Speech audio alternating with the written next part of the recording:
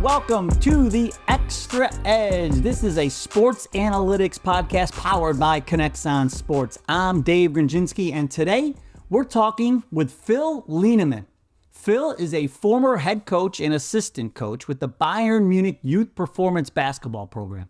He has his coaching certificate in the German Basketball Federation and is now a sports scientist who works with teams around the world, including the NHL, the Japanese B-League, NCAA basketball teams, and the G-League. But Phil spends most of his time helping to improve the performance of some of the greatest athletes on the planet in the NBA, the National Basketball Association. Phil, first of all, let me thank you for taking some time out of your busy schedule, fitting us in, and joining us here on the Xtra Edge Podcast. Thank you, Dave. Now, pleasure to be here. Thanks for bringing me on. Well, I'm really excited to have you to talk about the NBA and the analytics that are involved, because on this podcast, that's what we do. We talk about how coaches collect data and analytics and then use that information to get insights and then also to take action. So data, insights, and action. So let's start with the data, Phil, and actually let's start with you. I'm very curious to find out, how does a former basketball coach become a sports scientist and get into sports data? How'd you do it? Yeah, I guess that was an interesting transition, probably a little bit by chance too. But while I was studying still in Germany back in the day in Munich, I did study sports science, sports and exercise science. I think there's different terminology out there for that, but no, that's exactly it. Yeah.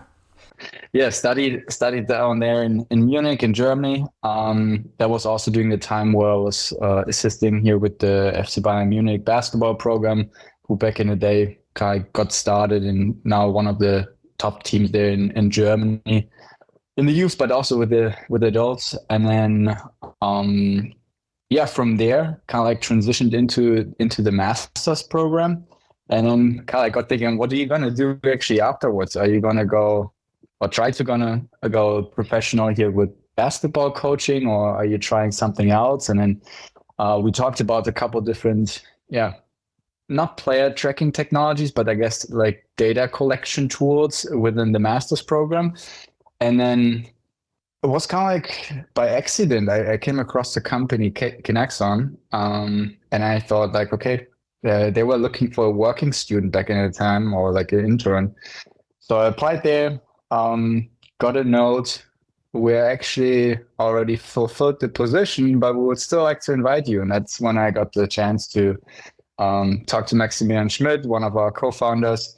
And that's kind of like how I got on board, and then helped out as an intern in the first couple years there. And then Mehdi Bentonfus, who's now on the Xtra industry side, he asked me to come over in 2018 after we already did some work with the Philadelphia 76ers. And that's kind of like how I got over to the US and started working with the Sixers, with our first customer on a day-to-day basis. Been kind of like on a loan for them when I came over the first 6 months. So I've been only working with the Sixers for the first 6 months, and then kind of like transitioned into a more like general sports science, project management, customer success role with Xtra, and that's kind of like how it all started. Okay, so you start with the 76ers and talk about now, like how has your role progressed? What, working with the NBA now, what exactly are you doing? Yeah, so initially with the Sixers was really just helping the performance staff down there, right? I think there wasn't much going on in terms of like live player tracking and all those things that were happening. There were obviously some competitors already in the market. Sixers had been using a product at that time already, and kind of like wanted to transition more into like that real-time space that we're obviously in. And then they got me on board, and that was kind of like in the initial days, just making sure that does the technology work on a daily basis, and kind of like just supporting Jesse Wright at the time, who was the director of performance there, and then David Martin, who was the director of performance and research development, just making sure it's working and kind of like introducing them to this new type of technology. And then obviously if they had like some basic requests like, hey, how can we export this data? So everything was really new in the beginning. How can we get our hands on this? Do you actually have a metric for that? So kind of like helping them out with that in the beginning. And then from there, as we added more teams over the years, it kind of like transitioned into like a more generic supporting role for our teams. Obviously, still making sure that they got what they need to run the system reliably. But then also from time to time getting requests, hey, we're trying to run this report, or hey, we have this player who is injured, so we're looking for this specific data. Can we pull this somehow? What are like best practices that you've seen from other teams and stuff like that? So kind of like consulting a little bit, if you want to call it like that, but supporting the teams to get the most out of the system, and then obviously also the data. And we're talking like about 80% of the NBA you're working with, right? Yeah, not me alone. Obviously, it takes a village, right? So I'm mostly working with the teams here on the East Coast. That's kind of like how it has grown, because I've been historically here on the East Coast more. We have Trey, one of our good colleagues there, who sits with you guys in Chicago. So he's kind of like taking care of the Mid-East, if you want so. The other half of the Eastern Conference, and then we have Chris White, who is over in Los Angeles area, who's taking care of the West Coast teams. But yeah, overall, we're I think around 80% of the teams now in the NBA. Well, our U.S. office is in Chicago, but I'm in Cleveland, and you got to take care of my Cavaliers, okay, Phil? You got to take care of my Cavs, man. It's been a while since we got one. We need to get another one. But that's so great, to hear that you have this type of access to the players. And I heard you mentioned performance data. And when we're talking in NBA terms, there's two different things at play here, right? There's performance data, which is related to the players, but then there's also tactical data. Can you kind of walk us through what each of those is? Mm-hmm. Sure. Yeah. So what we're doing mostly is kind of like staying on the performance data side, right? So I think anything that is related to player tracking, in the sense of like, how can we measure how far you're running, how fast you're running, how high you're jumping, stuff like that, right? On the other side, you mentioned the tactical data. I think that's more what goes into like the basketball coaching realm, the video analysts and all that stuff. So kind of like more, what type of plays are we playing? What is the opponent playing? What is our box score? So any like shot type metric, right? Field goals made, attempts, rebounds, assists, all those things. I think that's kind of like also something where we probably need to go in the future, or kind of like what will be the next big thing is like, how can we actually combine both of those worlds? But yeah, different providers obviously also in that area. Kinexon obviously with the what we're providing in the NBA more focused on the performance side. But then if you look at the game data that is collected from the 30 arenas that we have, with Second Spectrum in the past, but now Hawkeye, they're actually also funneling that through on like a tactical level and providing data and insights there as well. So it's, more about like you're looking at the spacing on the floor, things like that, like things that coaches would really nerd out about, right? Yeah, and I think that's probably, I think spacing is a great example for basketball. I think that's something where probably both of those worlds come together, because if you think about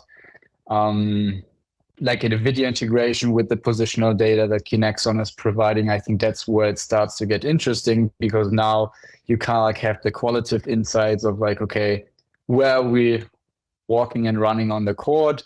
Coaches talk always about like, we need to maintain spacing, we need to spread the floor, we want to obviously keep the shooters outside of the 3-point line and make space for them. And then in defense, you try to stay close. So it's kind of like, how do you quantify that actually? And I think that's where positional and player tracking data can be a an interesting component, because now we can actually say, okay, this is how far you've been away, right? You've been 6 feet away from your opponent, or like this is the space that you covered as a team. If you think about zone defense and all those different things. So I think that's probably where we'll see more in the future, because I think that hasn't been done as much yet, combining the performance data on one side with the tactical data on the other side. I think it's probably a little bit like in the corporate world as well. You have a little bit different silos where everyone is working in. You have like the performance staff and medical staff working with the performance data, and then you have the video analysts and the head coaches and assistant coaches working with the tactical data. But now, how can we bring that actually together? Yeah, I could have used that tactical data when I was coaching my son's team. Just try to get those kids to understand spacing. I'm like, spacing creates movement, and then the movement creates the mismatches. So it's like, that's what I kept trying to harp on them. But with that kind of data, or, that visualization, it's so easy to show players, what you're saying, instead of just telling them. You're able to show them. Yeah, absolutely. I think that's probably one of the big underestimated things on using data in general, right? I think is the engagement part. Like, we tell most coaches also that just getting started is like, try to engage people, right? Like, if you haven't used any data at all, or players are not used to it, it's like, try to engage them. It's like, kind of like, try to win them over for the data. So it's not like this policing kind of thing, like you're trying to tell somebody, you can't play tonight. It's more about like, hey, how can we make sure you actually get better, or you stay healthy, and all those things. And we're not trying to police you or make decisions behind your back, but it's really to help and support the athlete at the end of the day. And I think that's where the data can be a great feedback tool, right? I think, as I said in the past, like we were talking more qualitatively, like, hey, you've been too far away, or if we talk about the technical components. And now we can actually quantify what we are seeing. Like, are you actually running fast, or are you a little bit sluggish there? If you want to play fast break. So it's like a nice way to provide feedback and be objective as possible. Yeah, I know, load management in the NBA is always a huge topic. And I know that, there's been some back and forth on it, even recently. But, I mean, once you see, kind of how this works and understand how, the data collection and the insights that it provides, how this all works, I think it would make a lot more sense to people. And I'm glad you mentioned that, Phil. That was a good way to sum it up. It's about putting the athlete first. Absolutely. Yeah, I think that's what we shouldn't forget. I think, especially once people start to dive into that realm, it's like, okay, what do we do with the data? Like, can I check if he was actually running as fast as he told me? And it's like, yeah, that might not be the best use case. So try to take a more supportive stand there with your athletes, and kind of like help them rather than policing them. So yeah, definitely the athlete should be first there. And I think another dimension to that is also, although we're collecting all the data, it gets more important. We should also not forget, we should always start with a conversation with the athlete. What's actually up? Like, is there even a need? So if nothing is broken, don't try to fix it, that kind of thing. So don't try to find things in the data that might not be there. And then if he's feeling great, and he has no issues, and he's performing well, then leave it at that. You don't have to jinx it, basically. But yeah, there is obviously buy-in, and there's maybe a problem, and the athlete is acknowledging that, and it's like, hey, I feel sluggish, man. Like, I don't feel great. My performance dropped. Then you can start kind of like having that conversation, and then maybe take a look at the data to try find something that might support that, right? And then find solutions to plan some interventions for that particular athlete. Well, I think you're calming the fears of NBA fans everywhere, and also helping to educate all of us, right? Because, when I see Donovan Mitchell's not playing because he's resting, now I have a little more insight thanks to you, Phil, and I want to get into the insights, But one thing I want to mention, and I really appreciate, it's an article we worked on together months ago, and you coined the phrase, and I have 100% stolen it from you, Phil. The metrics trifecta. And so this is something that I think every coach on any level could benefit from. And I want you to talk about the your top three metrics that, because everybody, when I ask people this, I ask coaches all the time on the podcast, what's your top three? The answers are different, and it's great. And that's what the beauty of this is, right? Because everybody can customize their metrics. They can decide what metrics matter most to them. But you are the one, Phil, that coined that phrase, the metrics trifecta. I love it. I'm telling you, I stole it. And please tell me off the top, what's your metrics trifecta, and then why? Okay. I guess it depends. You already gave the answer. Going back to the metric trifecta, I think the metrics that I would always go with is volume, intensity, and density. And maybe some folks would have expected now, like he's going to probably say player load, or like accumulated acceleration load, or total distance, or speed, or sprints. And no, I think it's volume, intensity, and density, and then we can go from there and try to find out what does that actually entail. So what metrics are in each one of those buckets, and then we try to find one metric that suits our hypothesis, and the question that we try to answer there. Just the approach that we want to take. And some people are more familiar with load numbers, and some players or coaches are more familiar with total distance and like to work with mileage. So I think whatever one prefers, I think we can make a selection from those three buckets and then kind of like take it from there. Okay, now let's talk insights. I'm very curious to find out, so what does the data, whether it's the metrics trifecta or other data that you collect, what is it telling you, without naming names, unless you want to, but you don't have to name names, but what is it telling you about NBA players, all of this data?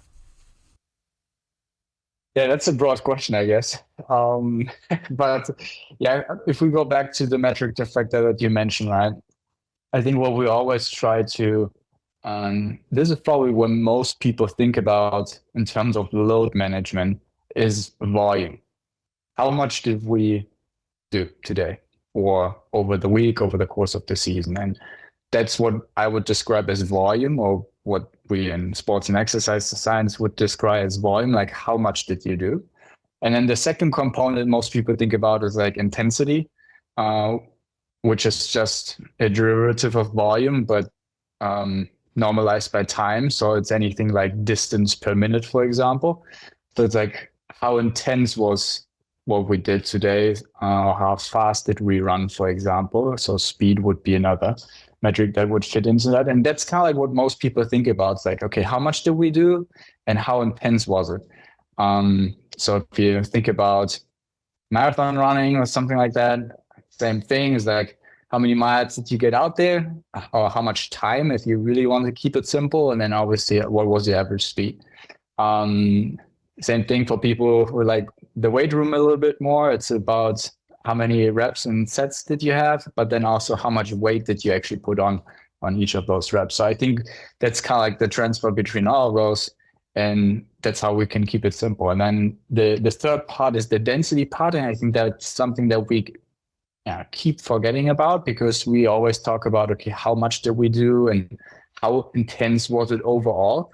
But what we forget, I think, with the NBA in particular, is that we have all these moments where we have very high intensity efforts during the game, right? So the average speed might not be as great.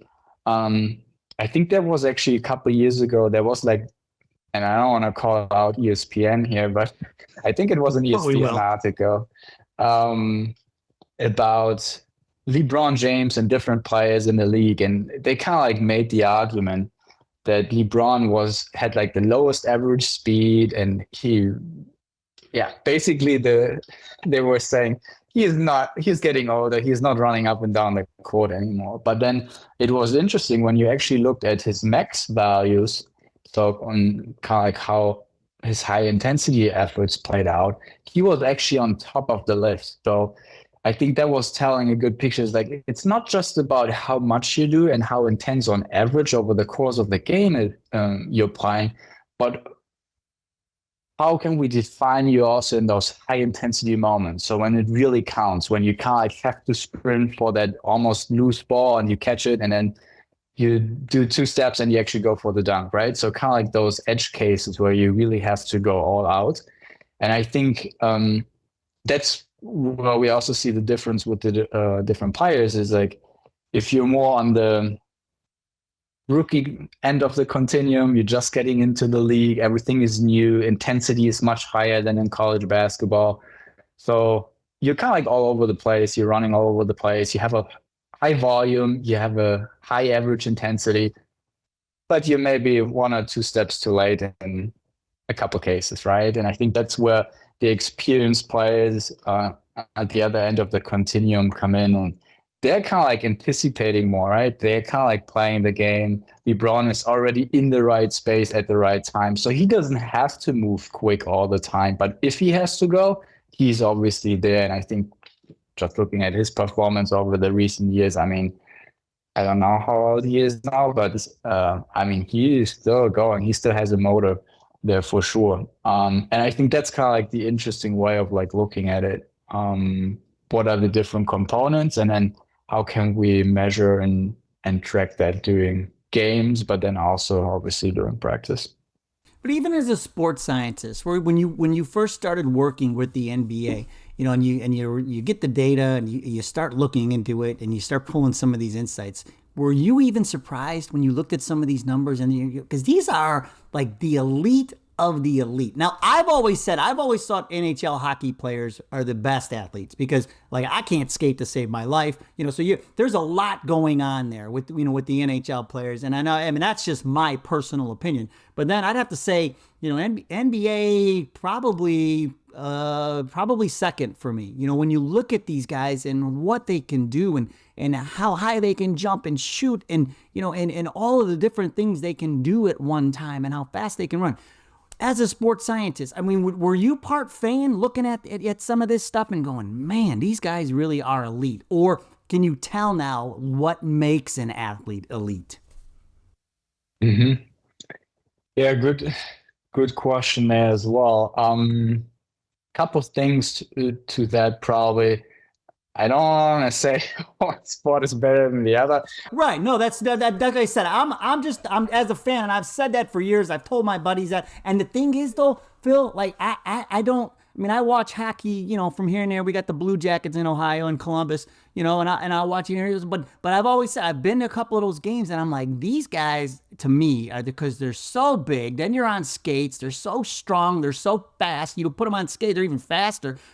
I always like that. There's a lot going on there, as an athlete, But no, I just think it has to be fascinating, and I'm curious to hear what you like those numbers, and you're looking at them and like, man, now you can see why these guys are called elite athletes. Yeah, and that's definitely interesting. I mean, it doesn't really matter what sport we're looking at, but hockey for sure is one. Just had a recent conversation there actually in hockey about the importance also to your physical load or like the stress that you take on the body just from the impacts that you're getting. I think that's also an underestimated part that we probably need to consider more if we talk about load management. But yeah, I mean, you're right. And I think that's kind of like the art a little bit in sports and exercise science to cater to whatever sport you're working with, right? So kind of like understanding the demands of competition in hockey versus basketball or American football or soccer, right? So, or even volleyball, I think a couple of teams are working there, obviously, in college sports. And what do those demands look like, and how do certain movement patterns transfer then to what we need to train for in the weight room, but then also on court, on ice, on field? And hockey obviously is very different because you mentioned that with all the skating. There's also, if we think about skating and gliding, they're actually maintaining speed, and they can do something with their speed while they're gliding. And when they're changing direction, they kind of like go in these wave patterns. And I think from some conversation that we had there's some really interesting performance aspects there, and like how efficient people are skating and how efficient they can maintain speed, although they don't have any activity. And I think if you think about that as a physical demand and movement pattern that you have to learn, or from like a skill acquisition perspective, very different to what we're doing in basketball, right? It's kind of like more human to walk up and down or sprint up and down the court. So it's more running and jumping. And I think that's maybe where probably a big difference comes in from basketball to hockey. Like in basketball, you have all the jumping. And if you look at some of these guys in the NBA or in college basketball, they're just jumping through the roof. And I mean, just from my experience back in the day with Bayern Munich, obviously much younger athletes, under 14, under 16. So still a little bit to go, but obviously saw some under 18, under 19 guys. And then good friend of mine also back from time in Germany, Markus Klusemann, maybe somebody else for your podcast here as well. He's at Overtime Elite now, and he's working with like the best high school athletes. It was kind of closer to the age range that we were working with back in Germany. And they are still jumping through the roof, and just the athleticism is crazy in my opinion. Just like obviously how far they're developed and how mature they are physically. That's crazy. I mean, they just look like athletes, right? Obviously, they put a lot of work in to look like that. They're also putting the right nutrition in, which I think is actually, if we look at how we treat our athletes in the younger ages in Germany, I think is probably one of the big missing pieces. Like, you have to train hard. Okay, we're doing that, but you actually have to fuel them so they actually also look like the athlete, like they do here in the US sometimes. So I think that's probably a big portion. But yeah, I think the big difference there for elite athletes, I think at the end of the day comes back to the physical nature, right? So I think European players, don't want to say they're not athletic. They for sure are as well in their own way. But if you think about Jokic, or if you think about Doncic, Doncic probably has a good like change of direction pattern and can move that way, but they're both probably not the fastest players if you compare, or like jump the highest if you compare them with like Giannis is European as well, I guess, Right. if you count into that, right? So, but I mean, they call him for a reason the freak, right? So, for freak athlete. So, I mean, he's really a specimen there for sure. But if you think about more like, Doncic and Jokic, they are coming from a more like skill player type, I would say, right? So they are more like skilled in how they handle the ball. So they probably bring different attributes to the game that make them elite. And then you have, for sure, the other end of the continuum where you just have the athleticism, jumping high, sprinting fast, crazy accelerations, decelerations, change of directions, all those things. And I mean, especially if you look here, I think in college basketball, but also in the NBA, that's where I would say most of the athletes come from, having that foundation athletic wise. Well, and now, and this spills into the action as we round third here and kind of at home. Talking to some of the college coaches on the podcast, these are Division I basketball college. Obviously, they have guys who have aspirations of getting to the NBA, and so I guess my question for you, and you kind of touch on this, when you talk about the rookies that get to the league, and some of them can be a little overwhelmed by the speed of the game. It's a whole nother level. It's a whole nother level of speed and athleticism and everything going on.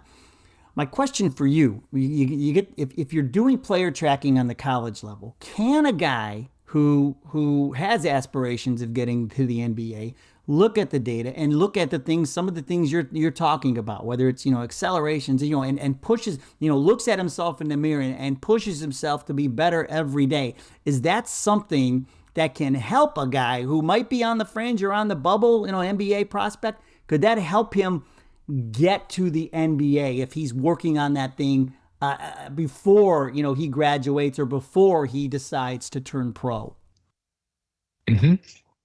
Yeah, for sure. I think they're different tools, right? I think we are probably Connexon is one tool that the teams or the athletes and coaches on the college level have at their disposal. But I think probably one interesting aspect would be to look at the game data that the NBA provides, right? I think there's not very much out there on publicly available, but like there's distance and speed, and I think from the combine, the NBA combine, you will find body measurements, so body composition, jump height, jump and reach. So that would be jump and reach, jump height, wingspan, and all those things. Obviously, you can't change your wingspan necessarily once you're in college, or never really. But you definitely have access to data. I think that's the point. And then probably if you wanted to, through like coaches connections, you could probably get a little bit more here and there as well. But in terms of like what's publicly available, you can for sure find data. And then I think there are other options out there. And I think especially in that phase between college and then also the NBA, the pre-draft workouts and all those things, I think somebody who we have seen in the past, and we had a project, a research project with them in the past, was P3. So they're just analyzing all the athletes in various different ways, right? So they're not just using Connexon, but they're using force plates and measuring their jump height and their ground reaction forces and how the fast they can change directions and all those things. So they are coming up with like this athlete profile essentially, and this is kind of like what you can do with Connexon too, is like try to determine the maybe average NBA profile or a rookie NBA profile, or then also your own profile. And that's what I would summarize under like athlete profiling as a whole. Like, what do you look like, not just from body composition, but also in terms of like your performance output, right? People always think about box score and how many points they scored, but I'm also talking about your jump height, your speed, and all those things, and then just compare yourself.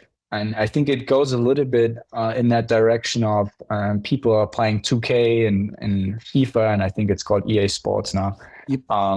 But it's kind of like the same thing, right? You wanna trade this player for the other player, and then one has a score 98 and the other one has only 92, and then you look at his different attributes that he has, and kind of like, obviously you have the athletic components, how fast he is, how high he can jump, but then you also have his 3-point value and all those things. And kind of like, I think that's where we need to get to, is like trying to understand what are we doing well and what are we not doing well, kind of like building out that athlete profile, and then try to find what are the areas where we can improve. And I think that's where data can be extremely helpful to build out these athlete profiles and then decide and make good decisions about, okay, this is the stuff that we need to work on. And in these areas, you're already in the best 5% or 10% or whatever of all the NBA players that we know. Okay, you don't need to work on that. But here you're only in the middle 20% or so. So this should be an area that you need to improve if you really want to play a role in the NBA. If there's not an easy answer to this, it's fine. You can say, Dave, you're nuts. There's not an easy answer. But in that realm, is there any one exercise or drill that you think is applicable from the NBA on all the way down, even through high school, that coaches or players can be doing on a regular basis to, to improve their game? Can you just one general thing, if there's an answer, is there one thing you would say, you know what? Yeah, you should probably do that, whether it's box jumps or what, I don't even know. Is there something that you say is like a universally, accepted, you would say, yeah, I would be doing that on a regular basis as a basketball player? That's probably where more the basketball coach than the sports scientist comes through. Go ahead, save it. Say, Dave, you're nuts. Go ahead. No, I don't say you're nuts. It's actually an interesting one. I initially first thought was like, yeah, there's probably not one exercise, but then if you think about basketball, I think you should shoot the ball. I think you should practice throwing at the basket. No, I think that's the one determining factor. At the end of the day, can you make a basket, or can you score, or can you not score? Right? I think there are obviously players who get into the team because they're specialists, because they're very good defenders, and the only reason they're on the court is to take out the best player on the other side, and not taking out in that sense, but right. No, I was that guy. I was. That's what I did. I would always cover the. I wasn't so much about scoring. I'd run myself, into the ground on the defensive end of the floor. Yeah, but I think shooting the ball, that's probably the number one priority in basketball. And you said not name dropping, but I think still best way to imagine for everyone who might be listening at the end of the day. Is just thinking about different player types, right? And kind of like imagine who those are. And if you think about Steph Curry and what everyone said in the beginning when he tried to come into the league, and then he came into the league, and everyone's like, yeah, he's not athletic enough. Like, he's actually pretty athletic still. But his main thing that everyone knows him for is like how well he shoots the ball. And that differentiated him from everyone else. And I would say, even if you look at Giannis and people are laughing at his free throws, yes, he makes up a lot of his stuff with his athleticism. But at the end of the day, what he knows is how to score as well. And I think that's, again, athleticism is helping him, but still he knows how to get to the basket. And if I say, number one thing that you should practice is like shooting the ball, then I don't just mean like stand behind the 3-point line, which is obviously a good one too, but find different ways to score. And I think it's probably more like a skill acquisition topic, which obviously plays into sports science as well. But not so much from, okay, you have to be this fast, or you have to jump this high, and you have to make box jumps and stuff like that. So I think there's just different ways how to get to the end goal of scoring the ball. And I think, we could probably do a whole another podcast on just like shooting and skill acquisition and all those things. Oh, we will, Phil. Don't worry. We will. I think that's probably the number one topic that I would say, because if you can shoot the ball well and you bring a little bit of all these other aspects, you can defend, you have decent athleticism, then I think you can play in any team. Shooters got to shoot, man. This has been phenomenal, Phil. And if somebody heard something that maybe they want to reach out to you and ask you a question, what's the best way to do that? Yeah, my social media game is not that strong yet. Maybe I need to get. You're on LinkedIn. Yeah, probably best way to reach me would be on LinkedIn. Yeah, that's true. That's probably best platform there. And it's Lienemann, right? Lienemann, Lienemann. N-E and man with the double N at the end, the German version, not the man, but the man. Yeah, that's right. Well, Phil Lienemann, I really appreciate you taking some time, and we are definitely going to have you back, because I just think your expertise in analytics and just talking to you, you can see how this just doesn't apply to elite athletes in the NBA. It applies on every level. What you're doing, and so and in multiple sports too, not just basketball. A lot of the same things apply, and your knowledge is, it's incredible what you know, and I appreciate you're able to put it in a perspective that we all can understand, and I really appreciate that. You're welcome. Yeah, again, thank you for having me on the podcast here. Appreciate you taking the time, and hopefully we can dive a little bit deeper into some other aspects as well in the future. Oh, we will. Phil, I promise we will. And if you know a great coach out there who's doing great things, winning games and doing it with sports data and analytics, we would love to hear about them. We may even ask them to be a future guest on the podcast, just like Phil. You can find us on Twitter and on Instagram at Connexon Sports, or you can also find us on LinkedIn at Connexon Sports and Media. Remember, we want you to innovate the game by collecting the data, getting the insights, and then turning those insights into action. We'll see you next time.